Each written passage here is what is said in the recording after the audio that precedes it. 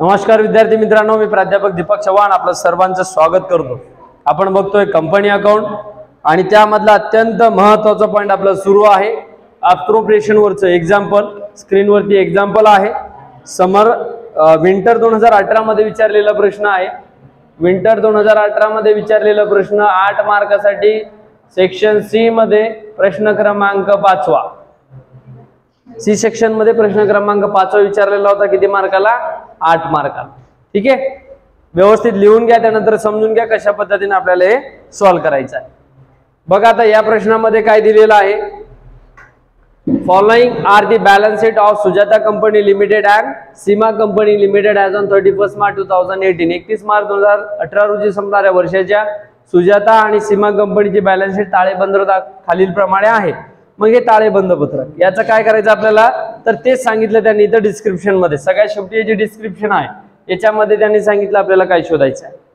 Sujata company limited acquired दी sundry asset. हे बघा, Sujata company limited acquired the sundry asset and creditors of Seema company limited.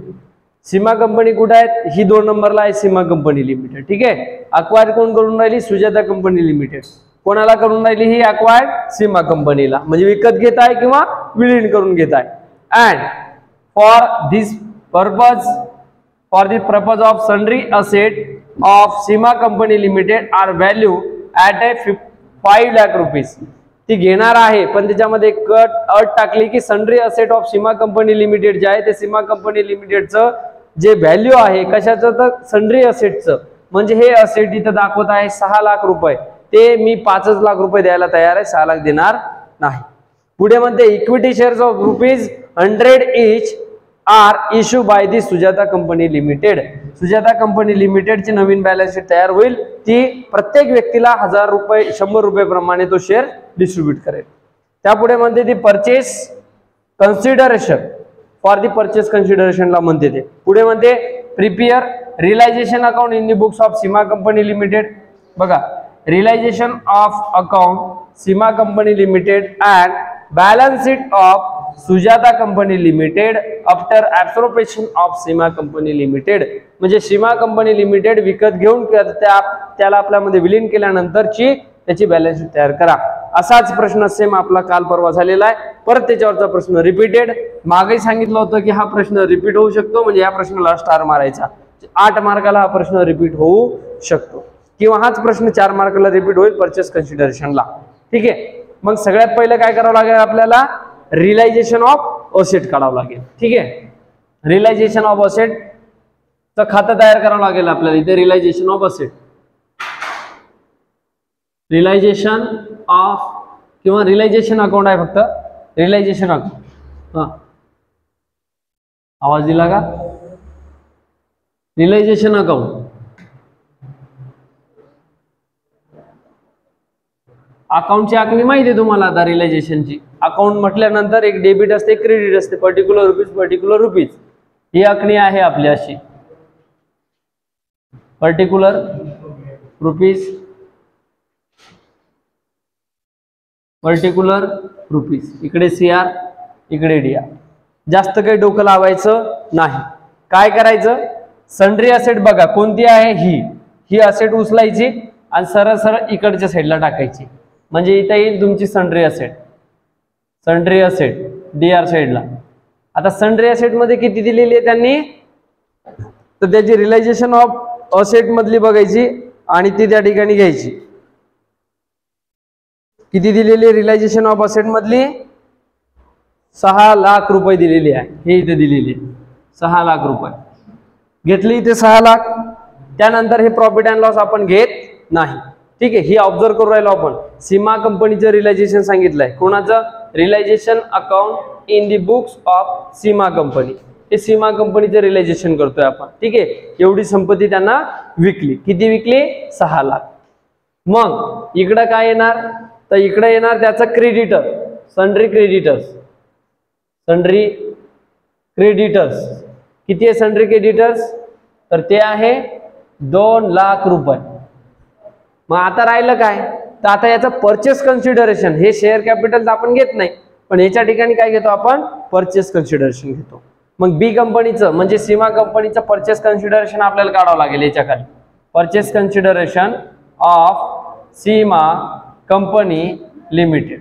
मग किती येईल purchase consideration, asset minus liabilities, assets minus liabilities किती येते बघा. असेट कोणती, तर हे 1 लाख याच्यामध्ये येणार नाही.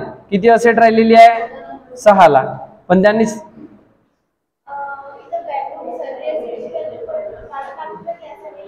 हा मग तेच सांगतो मी, इथं 5 लाख रुपये दिलेली आहे, इथं 6 लाख दिलेली आहे. मग आता रिलायझेशन ऑफ कन्सिडरेशन करताना, परचेस कन्सिडरेशन करताना इथं 6 दिलेली आहे, इथं 5 दिलेली आहे. म्हणजे आपण घेणार किती, इथं 5 लाख घेणार. आणि मायनस इकडं क्रेडिटर्स किती आहेत, तर ते आहेत 20,000. सॉरी रिलायझेशन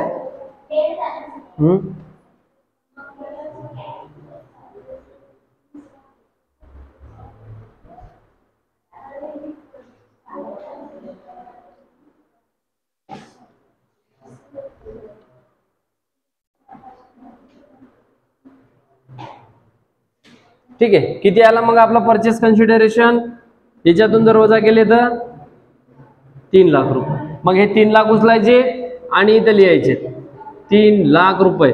कोणाला विकणार आहे आपण ही कंपनी, तर सुजाता कंपनी लिमिटेड.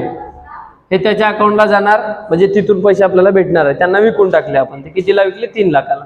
मग आता याला क्लोज करायचं या रिलायझेशन अकाउंटला. क्लोज केल्यानंतर असं समजते की इकडची बेरीज 6 लाख रुपये आहे आणि इकडची बेरीज किती आहे, 5 लाख येऊन राहिली, म्हणजे 6 लाख जास्त आहे सरळ सरळ. म्हणून इकडे काय निघेल तुमचं, इथं बॅलन्स निघेल. किती निघेल, 1 लाख रुपये बॅलन्स निघेल. मग त्याला काय नाव द्यायचं, तर त्याला नाव द्यायचं share holder account. Share holder अकाउंटला ते ट्रान्सफर होतात पैसे. हा इकडे येईल मग बॅलन्स, इकडे प्रॉफिट होईल, इकडे लॉस होईल. ठीक आहे. शक्यतो इकडेच बॅलन्स निघते परचेस कन्सिडरेशनला. मग झालं हे असं रिअलायझेशन अकाउंट आहे, दुसरं काहीच नाही. रिअलायझेशन अकाउंट म्हणजेच काय, इकडं असेट घ्या, क्रेडिटर घ्या आणि पीसी काढा. परचेस कन्सिडरेशन आलेला बॅलन्स शेअर होल्डरला ट्रान्सफर करा किंवा बँकला ट्रान्सफर करा. संपला विषय. रिअलायझेशन अकाउंटला रिअलायझेशन अकाउंट वेगळं आहे, त्याच्यात प्रॉफिट लॉस निघत नाही. रिअलायझेशन अकाउंटला शेअर होल्डर ट्रान्सफर होत होतो, तिथं नफा तोटा काढायचा नाही. ठीक आहे. मग हा आलेला बॅलन्स इथं, आता इथून कुठं ट्रान्सफर करायचं सांगितलं का नाही, रिअलायझेशनलाच आपल्याला तयार करायचं फक्त.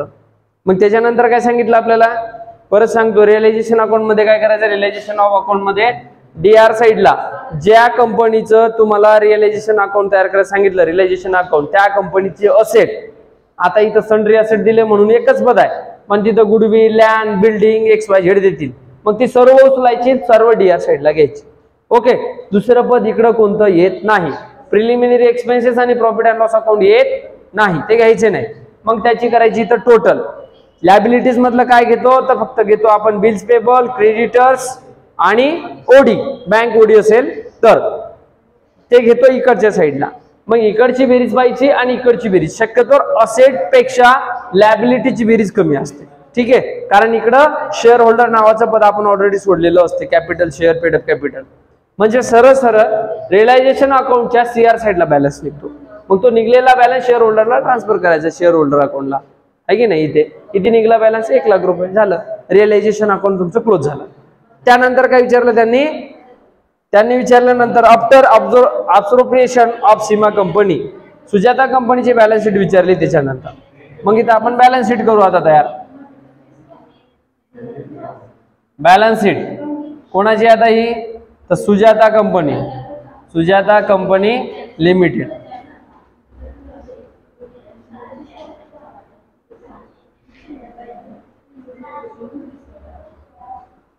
लायबिलिटीज रुपीज, असेट आणि इकडं रुपीज. पहिले असेटचा हिशोब करून घ्यायचा. इकडे किती असेट आहे, पहिलं सुजाताचं ते इथं घेऊन टाकायचं. बघा, सन्ड्री असेट. समजत नसेल त्याच्या खाली कंसात तुम्ही लिहू शकता 1,35,000. अधिक 13,50,000 आहे, 13,50,000 अधिक त्यांनी किती बुक व्हॅल्यू सांगितलेली आहे सगळ्यात शेवटी इथं 5 लाख आम्ही देणार आहे. कशाची? सीमा कंपनीची. ही सीमा कंपनीची किती असेट आहे? 6, पण ते देणार किती आहे? 5. म्हणजे सरळ सरळ इथं किती? 5 लाख रुपये येईल. दोघांची बेरीज 13,50,000 अधिक 5,000 18,50,000. इथं इक्वेशन 18,50,000 आली बेरीज. मग त्यानंतर दुसरं पद आहे का इथं? काहीच नाही. इथं काय? प्रॉफिट अँड लॉस अकाउंट आहे. कोणत्या कंपनीचा आहे? सीमा कंपनीचा. घेतो का? घेत नाही, कटला. मग यायचं लायबिलिटीजला. कोणतं पद आहे पहिलं? Sundry creditors. मग एक 2-3 ओळी सोडायच्या आणि इथं लिहायचं सन्ड्री क्रेडिटर्स. मग ए कंपनीचा क्रेडिटर किती आहे? तर 2,50,000 अधिक बी कंपनीचं किती आहे? 2 लाख रुपये. या दोघांची बेरीज किती येते? 4,50,000 झालं हे पद. त्याच्यानंतर हे कॅपिटल येणार नाही. कोणाचं? सीमाचं, कारण ही ऍप्रोप्रिएशन मध्ये गेलेली आहे, ऑब्झर्व केलेली आहे. मग राहिलेला आहे याचा कॅपिटल, शेअर कॅपिटल. हे कॅपिटल जसं तसं घ्यावं लागल, म्हणून इथं येईल मग शेअर कॅपिटल. शेअर कॅपिटल किती तारखेची बॅलन्स शीट होती? ही 31/8ची, म्हणून इथं 31/3/2018 च कॅपिटल इथं लिहायचं. 31/3/18 चं कॅपिटल किती आहे ते? इथे 10 लाख रुपयाचं कॅपिटल जसं तसं लिहिलं. खाली जागा सोडली कशासाठी? बी कंपनीचं कॅपिटल किती आहे? Paid up capital. मग ती किती? 1/4/2018 रोजीची. त्याचा किती बॅलन्स आहे? तर पीसी परचेस कन्सिडरेशन काढलंय. किती? 3 लाख रुपये. किती काढलंय? 3 लाख रुपये काढलंय. याच्यात बेरीज केली दोघांची तर बेरीज येते 13 लाख. त्यानंतर राहिलं कोणतं पद?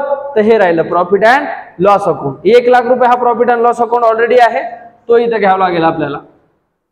प्रॉफिट अँड लॉस अकाउंट किती आहे तो? 1 लाख रुपये जसाच तसा इथं ठेवावा लागेल आणि मग करावं लागेल याला क्लोज. बघा बेरीज 18,50,000 येते का? ही बॅलन्स शीट जोडली तुमची 18,50,000 वरती. 18,50,000 संपला विषय. 4 आणि 1 5 आलं. तर हे प्रश्न कमीत कमी 3 वेळेस विचारलेला आयोगानं, म्हणजे विद्यापीठानं. किती? 3 वेळेस रिपीटेड झालाय. 2018 मध्ये विचारला हा प्रश्न, 2019 मध्ये विचारला, 2023 मध्ये आता जी प्रश्नपत्रिका पाठवली त्याच्यामध्ये पण हाच प्रश्न टाकलेला आहे.